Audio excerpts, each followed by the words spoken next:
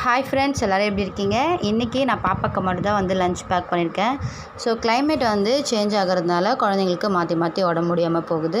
So தம்பிக்கு வந்து உடம்பு சரியில்லை. ஸோ அதனால் இன்றைக்கி ஸ்கூல் போகலாவன். ஸோ இன்றைக்கி பாப்பாவுக்கு வந்து நான் என்ன லஞ்ச் பேக் பண்ணியிருக்கேன் வாங்க பார்க்கலாம்.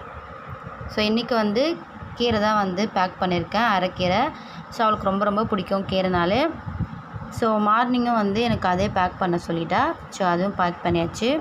அதுக்கு தொட்டுக்க வந்து பார்த்திங்கன்னா உருளைக்கிழங்கு வந்து பண்ணியிருக்கேன். இன்றைக்கி என்ன ஸ்நாக்ஸ்னால் உருளைக்கிழங்கு சிப்ஸ் தான். ஸோ இது வந்து அவங்க 2 பேருக்குமே ஃபேவரெட்.